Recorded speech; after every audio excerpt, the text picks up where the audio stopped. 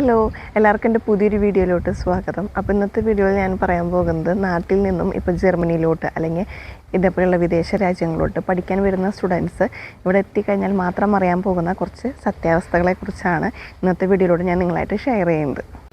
ഇതേപോലെയുള്ള വിദേശ രാജ്യങ്ങളിൽ എത്തിക്കഴിഞ്ഞിട്ടുണ്ടെങ്കിൽ നമുക്ക് പാർട്ട് ടൈം ജോലിയൊക്കെ ചെയ്ത് ലക്ഷങ്ങൾ സമ്പാദിക്കാം എന്നുള്ളത് നിങ്ങൾ കേട്ടിട്ടുണ്ടായിരിക്കും. ശരിയാണ്. പക്ഷെ അതിൻ്റെ വേറൊരു വശം എന്താണെന്ന് വെച്ചിട്ടുണ്ടെങ്കിൽ ഈ ലക്ഷങ്ങൾ കാരണം തന്നെ നമുക്ക് നാട്ടിലോട്ട് പോകാനുള്ള ഫ്ലൈറ്റ് ടിക്കറ്റ് ബുക്ക് ചെയ്യാൻ പറ്റാത്ത അവസ്ഥയിലും ഇവിടെ കുറേ പേര് വരാറുണ്ട്. ഇനി നാട്ടിലായിരുന്ന സമയത്ത് എന്താ പറയുക, രാവിലെ 10 മണി 11 മണി വരെയൊക്കെ നല്ല അടിപൊളിയായിട്ട് ഒരു ടെൻഷനും ഇല്ലാതെ പോത്ത് പോലെ കിടന്നുറങ്ങിയിരുന്നവരാണ് നിങ്ങളെങ്കിൽ ഇവിടെ എത്തി കഴിഞ്ഞിട്ടുണ്ടെങ്കിൽ രാവിലെ പുലർച്ചെ 5 മണിക്കോ 6 മണിക്കൊക്കെ എഴുന്നേറ്റ്, അതും നല്ല കൊടും തണുപ്പത്ത് എഴുന്നേറ്റ് പണിക്ക് പോകേണ്ടി വരും.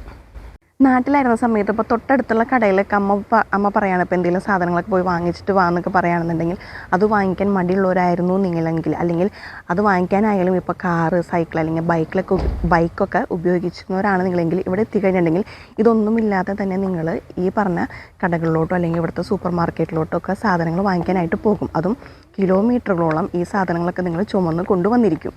ഇനി കൃത്യനിഷ്ഠ എന്താണെന്നറിയാത്ത പിള്ളേരാണ് നിങ്ങളെങ്കിൽ എന്നെപ്പോലെ ഇവിടെ എത്തിക്കഴിഞ്ഞിട്ടുണ്ടെങ്കിൽ നിങ്ങൾ കൃത്യനിഷ്ഠ എന്താണെന്നുള്ളത് അറിയും. ജർമ്മൻകാർ നമ്മളതിനകത്ത് പഠിപ്പിച്ചിരിക്കും, സ്പെഷ്യലി ജർമ്മനിയിൽ കേട്ടോ. മറ്റ് രാജ്യങ്ങളിൽ എനിക്ക് അറിഞ്ഞുകൂടാ. കാരണം ഇവിടെ നമുക്കൊരു അപ്പോയിൻമെൻറ്റ് കിട്ടി കഴിഞ്ഞിട്ടുണ്ടെങ്കിൽ നമ്മൾ ആ കൃത്യസമയത്ത് അവിടെ എത്തിയിരിക്കണം. അല്ലാന്നുണ്ടെങ്കിൽ മിക്ക ആൾക്കാരും നമ്മളോട് വേറെ അപ്പോയിൻമെൻറ്റ് എടുത്തിട്ട് വരാൻ പറയും. നാട്ടിലുള്ള പഞ്ചായത്ത് അല്ലെങ്കിൽ ഗവൺമെൻറ് ഓഫീസുകളിൽ അല്ലെങ്കിൽ ബാങ്കിലൊക്കെ പോയിട്ട് ഒരു ഫോം പോലും ഫില്ല് ചെയ്യാതെ ഇരുന്നിരുന്ന നിങ്ങളാണെങ്കിൽ ഇവിടെ എത്തിക്കഴിഞ്ഞിട്ടുണ്ടെങ്കിൽ ഇവിടെയുള്ള എല്ലാ ഗവൺമെൻറ് ഓഫീസുകളിലും ഇവിടുത്തെ ബാങ്കിലായാലും എവിടെയായാലും നിങ്ങൾ ഒറ്റയ്ക്ക് പോകും. അതും ഭാഷ അറിയാതെ അവിടെ ചെന്ന് ഒറ്റയ്ക്ക് നിങ്ങൾ കാര്യങ്ങൾ കൈകാര്യം ചെയ്യാൻ പഠിക്കും. ഇനി മല്ലിപ്പൊടി ഏതാ, മുളക് പൊടി ഏതാ, ഉപ്പ് ഏതാ, പഞ്ചസാര ഏതാ, ഇതൊന്നും അറിയാത്ത പിള്ളേരാണ്. അതായത് നാട്ടിൽ സ്വന്തം അടുക്കളയിൽ എന്തൊക്കെ സാധനങ്ങളുണ്ട് എന്ന് പോലും അറിയാത്തവരാണ് നിങ്ങളെങ്കിൽ ഇവിടെ എത്തിക്കഴിഞ്ഞിട്ടുണ്ടെങ്കിൽ ഇവിടുത്തെ പല റെസ്റ്റോറൻറ്റുകളിലും പല കബാബ് കടകളിലും മെയിൻ ഷെഫുകളായിട്ട് നിങ്ങൾ മാറിയിരിക്കും. എപ്പോഴും വീട്ടുകാരുടെ അല്ലെങ്കിൽ കൂട്ടുകാരുടെ കൂടെയൊക്കെ സമയം ചിലവഴിച്ചവരാണ് നിങ്ങളെങ്കിൽ ഇവിടെ എത്തിക്കഴിഞ്ഞിട്ടുണ്ടെങ്കിൽ ചില ദിവസങ്ങളിൽ നമുക്ക് കൂട്ടുകാരുണ്ടായിരിക്കില്ല, വീട്ടുകാരുണ്ടായിരിക്കില്ല, ആരും ഉണ്ടായിരിക്കില്ല. നമ്മൾ ഒരു റൂമിൽ ഒറ്റപ്പെട്ട് ചിലപ്പോൾ ഇരിക്കേണ്ട അവസ്ഥകൾ വരുന്നു വരും. ഇനി നാട്ടിൽ മഴയെ പ്രണയിച്ചവരാണ് നിങ്ങളെങ്കിൽ ഇവിടെ എത്തിക്കഴിഞ്ഞിട്ടുണ്ടെങ്കിൽ നിങ്ങൾ മഴയെ വെറുത്തിരിക്കും. അതും കൂടാതെ ഇവിടെ ഒരു ദിവസം വെയിലുദിച്ചൊരു ദിവസത്തിന് വേണ്ടി നമ്മൾ വേഴാമ്പലിനെ പോലെ കാത്തിരിക്കും. അതായത് സമ്മറിന് വേണ്ടി നമ്മൾ കാത്തിരിക്കും. നാട്ടിലായിരുന്ന സമയത്ത് അമ്മ ഉണ്ടാക്കി തരുന്ന നല്ല രുചികരമായ ദോശയ്ക്കും ഇഡ്ഡലിക്കും പുട്ടിനൊക്കെ എന്നും പരാതി പറഞ്ഞിരുന്നവരാണ് നിങ്ങളെങ്കിൽ, അതായത് എന്നും ഇത് തന്നെയുള്ളോ എന്ന് ചോദിച്ചിരുന്നവരാണ് നിങ്ങളെങ്കിൽ ഇവിടെ എത്തിക്കഴിഞ്ഞിട്ടുണ്ടെങ്കിൽ ഈ വക സാധനങ്ങളൊക്കെ കഴിക്കാനായിട്ട് നമ്മളിവിടെയുള്ള ശരവണഭവൻ എവിടെയാണെന്നുള്ളത് അന്വേഷിച്ച് നടക്കും. കാരണം നമുക്കിതൊന്നും ഉണ്ടാക്കി തരാൻ ഇവിടെ ആരും ഉണ്ടായിരിക്കില്ല. നമ്മൾ തന്നെ സ്വന്തമായിട്ടെല്ലാം ഉണ്ടാക്കി കഴിക്കേണ്ടി വരും. അതേപോലെ തന്നെ നാട്ടിലിപ്പോൾ KFC അല്ലെങ്കിൽ ബർഗറൊക്കെ കഴിക്കാനായിട്ട് മോളുകളിൽ അല്ലെങ്കിൽ KFC സെൻറ്ററിലൊക്കെ പോയിരുന്നവരാണ് നിങ്ങളെങ്കിൽ ഇവിടെ എത്തിക്കഴിഞ്ഞിട്ടുണ്ടെങ്കിൽ അതായിരിക്കും നിങ്ങളുടെ മെയിൻ ഭക്ഷണം. ഇപ്പോൾ നാട്ടിൽ നിന്ന് ജർമ്മനിയിലോട്ട് ഫ്ലൈറ്റ് കയറി വരുന്ന സമയത്ത് നമ്മളതിനെ കൊണ്ടുവന്നാക്കാൻ നമ്മുടെ വീട്ടുകാരും കൂട്ടുകാരും ഒക്കെ കാറുമായിട്ട് നമ്മുടെ ലഗേജൊക്കെ പിടിച്ച് നമ്മുടെ കൂടെ വരും. പക്ഷേ ഇവിടെ നിന്നും നമ്മൾ നാട്ടിലോട്ടൊരു വെക്കേഷനായിട്ട് തിരിച്ചു പോകുന്ന സമയത്ത് നമ്മുടെ കൂടെ 1 or 2 കൂട്ടുകാരും ഉണ്ടായിരിക്കുള്ളൂ. അതും അവർ നമ്മുടെ ലഗേജ് പിടിക്കാനായിരിക്കും നമ്മുടെ കൂടെ വരുന്നത്. കാരണം ഈ ലഗേജ് പിടിച്ച് നമുക്കിവിടെ നമ്മുടെ കൂട്ടുകാർ അല്ലെങ്കിൽ വീട്ടുകാർ കാറായിട്ട് വരുന്നില്ല. ഈ ലഗേജും കാര്യങ്ങളൊക്കെ പിടിച്ചിട്ട് നമ്മൾ ഇവിടെയുള്ള ട്രെയിനും ബസ്സും ഊബാനും എസ്ബാനും ഒക്കെ കയറി ഇറങ്ങിയിട്ട് വേണം എയർപോർട്ടിൽ എത്താനായിട്ട്.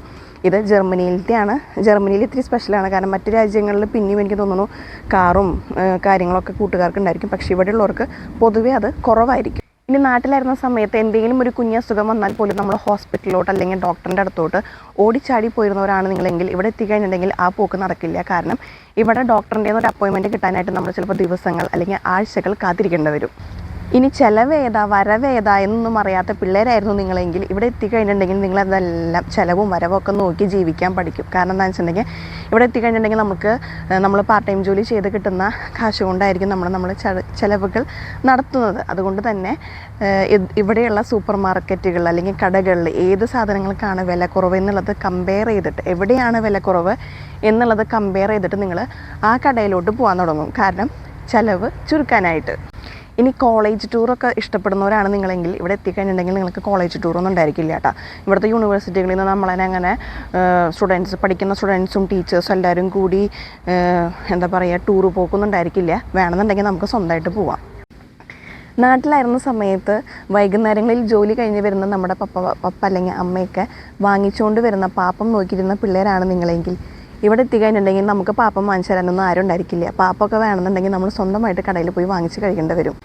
നാട്ടിലായിരുന്ന സമയത്ത് നിങ്ങളിപ്പോൾ എന്തെങ്കിലും ഒരു ഞായറാഴ്ച അല്ലെങ്കിൽ ഒരു മുടക്ക് ദിവസമൊക്കെ കിട്ടിക്കഴിഞ്ഞിട്ടുണ്ടെങ്കിൽ ഫ്രണ്ട്സിൻ്റെ കൂടെ അപ്പം തന്നെ ട്രിപ്പ് പ്ലാൻ ചെയ്ത് ഇപ്പോൾ മൂന്നാർ, അതിരപ്പള്ളി, വാൽപ്പാറയൊക്കെ ട്രിപ്പ് പോയിരുന്നവരാണ് നിങ്ങളെങ്കിൽ ഇതും മറ്റ് സിനിമയിൽ കാണില്ലേ, ദുൽഖറിൻ്റെ സിനിമയിൽ നീലാകാശം, പച്ചക്കടൽ, ചുമന്ന ഭൂമി, ഇതേപോലെ ബൈക്കുമൊക്കെ നല്ല ചെത്തി നടന്ന പിള്ളേരായിരുന്നു നിങ്ങളെങ്കിൽ ഇവിടെ എത്തിക്കഴിഞ്ഞിട്ടുണ്ടെങ്കിൽ ഇതൊക്കെ മറ്റുള്ളവർ ചെയ്യുന്നത് നമുക്ക് നോക്കി നിൽക്കാനേ പറ്റുള്ളൂ കേട്ടോ. പിന്നെ നമുക്ക് പറ്റും, പക്ഷെ നമ്മുടെ ബാധ്യതകളൊക്കെ തീർന്നിട്ടായിരിക്കും നമുക്കൊരു ബൈക്കോ അല്ലെങ്കിൽ കാറൊക്കെ വാങ്ങിക്കാൻ പറ്റുന്നത്. അതുവരെ മറ്റുള്ളവർ ഇതൊക്കെ ഇവിടെ ചെയ്യുന്നത് നമ്മൾ നോക്കി നിൽക്കേണ്ടി വരും. നാട്ടിലായിരുന്ന സമയത്ത് ജോലിയായില്ലേ, പഠിക്കാൻ പോണില്ലേ, അല്ലെങ്കിൽ ഒന്ന് പുറത്തോട്ട് ഇറങ്ങിക്കഴിഞ്ഞിട്ടുണ്ടെങ്കിൽ എങ്ങോട്ടാണ് പോണേ, തൃശ്ശൂർക്കാണോ എന്നൊക്കെ ചോദിച്ചിരുന്നു.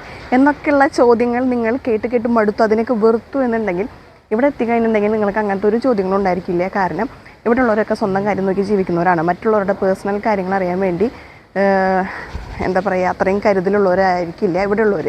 സ്വന്തം വീട്ടിലെ സ്വന്തം അൽമാരയിൽ ഇരിക്കുന്ന ഡ്രസ്സുകൾ എവിടെ, അല്ലെങ്കിൽ മറ്റ് സാധനങ്ങൾ എവിടെയെന്ന്, അമ്മേ അതെവിടെ, അമ്മ ഇതെവിടെ എന്നൊക്കെ വിളിച്ച് ചോദിച്ചിരുന്നത് നിങ്ങളാണെങ്കിൽ ഇവിടെ എത്തിക്കഴിഞ്ഞിട്ടുണ്ടെങ്കിൽ സ്വന്തം തുണികളൊക്കെ കഴുകി ഉണക്കി മടക്കി വയ്ക്കാൻ നിങ്ങൾ പഠിച്ചിരിക്കും. അപ്പോൾ ഞാൻ ഈ കാര്യങ്ങൾ പറഞ്ഞതൊക്കെ ഒരു നെഗറ്റീവായിട്ട് പറഞ്ഞതൊന്നും അല്ല കേട്ടോ. അതായത് നമ്മളിപ്പോൾ നാട്ടിൽ നിന്ന് ഇങ്ങനത്തെ വിദേശ രാജ്യങ്ങളോട്ട് വരാൻ നിൽക്കുന്ന സ്റ്റുഡൻസ് ഉണ്ടെങ്കിൽ, പ്രത്യേകിച്ച് ഇപ്പോൾ ജർമ്മനിയിലോട്ടൊക്കെ കുറേ അധികം സ്റ്റുഡൻസ് കയറി വരുന്നുണ്ട്.